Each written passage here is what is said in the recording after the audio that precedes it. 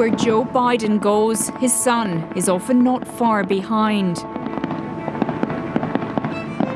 The president's intense bond with Hunter Biden and his older brother Beau was cemented in the tragedy that killed his first wife and baby daughter. 2 weeks after the crash, the newly elected senator was sworn in at the hospital where the boys were recovering. If in 6 months or so there's a conflict between my being a good father and being a good senator, which I hope will not occur, we can always get another senator, but they can't get another father. The thing you have to understand about Joe Biden's relationship to Hunter, of all those 4 people in the car, Hunter is the only person still alive. Beau Biden died in 2015 from brain cancer, breaking his father's heart and dashing his succession dreams. And there's a bit of like an heir and a spare quality to both brothers, in which, Beau was the political heir apparent. Even from an early age, people around Beau expected him to run for president. Joe Biden has said that he expected Beau to run for president one day. And, Hunter sort of proved his worth with his dad by making money and becoming a businessman, which, now some of that work is at the center of, these calls for impeachment. Hunter Biden's struggles with alcohol and drugs began in his teenage years and continued through his adult life. In his 40s, he joined the U.S. Navy Reserve, but was dismissed in 2014 after a positive test for cocaine. He was in and out of rehab. In his 2021 memoir, Hunter Biden said he relapsed after the death of his brother. I went one time for 13 days without sleeping and smoking crack and drinking vodka exclusively throughout that entire time. His troubles effectively ended his career as a lawyer and lobbyist and played into a narrative pursued by the conservative media and factions of the Republican Party that he had drawn his father into dodgy dealings. Accusations fueled by files allegedly recovered from an abandoned laptop. All right, tonight we have brand new details on how Joe, I never talked business with my son Biden, did talk about Hunter's business dealings, and as vice president, had his office involved. The White House and Democrats would have Americans believe that our investigation is based on 5 years of conspiracy theories. But we have facts, and new evidence continues to be uncovered by our committee revealing the First Family's corruption.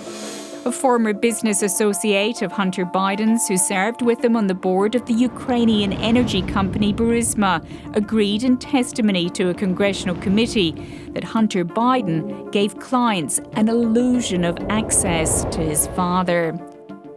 In a subsequent interview, he said he saw that play out when Biden Jr. put his father on speakerphone during business meetings. To be, completely clear on the calls, I don't know if it was an orchestrated call in or not. It certainly was powerful, though, because if you're sitting with a foreign business person and you hear the vice president's voice, that's prize enough. I mean, that's pretty impactful stuff for anyone. A years-long federal criminal investigation into Hunter Biden appeared to be culminating in June this year in a deal which would see him plead guilty to tax charges in return for a gun possession charge not being pursued. But the deal unraveled. If he ends up getting 2 felony convictions, one for the tax, one for the gun charge, I think there are some chances he might go to jail with those 2 charges. Former federal prosecutor Shan Wu says in terms of criminal indictments, that will likely be the end of it. It's been out there for such a long time. It's been a high-profile case, a very experienced prosecutor looking at it. It would be surprising if at this point something new suddenly emerged. But some House Republicans aren't satisfied. Today, I am directing our House committee to open a formal impeachment inquiry into President Joe Biden.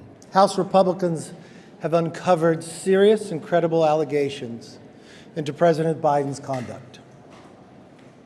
Taken together, these allegations paint a picture of a culture of corruption. It's far from certain that any impeachment vote would succeed, but that won't stop Joe Biden's likely 2024 challenger making it an election issue. As they're closing on Hunter and Joe Biden, they're closing in right now. They say, let's do this, let's go after Trump. That'll take a lot of the publicity away. We're too hot. He's preaching to the choir. He's going to talk to his base voter about it, but they already know about it. I do think it will be a topic in the election, but I think that the swing voter is likely to make a decision based on assessments of the incumbent and the incumbent's performance, specifically around the direction of the economy, because that is traditionally how elections have been decided. You've said your dad always saw the good in you through all of this.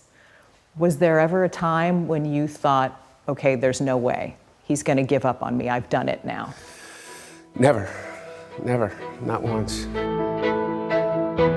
Despite all of his mistakes in his life, and despite some of the people he's hurt, this is a father-son relationship in which there's almost like a desperation to it. There's that Joe Biden needs his son to be alive, and in some cases is scared every morning, thinking that his son Hunter could relapse.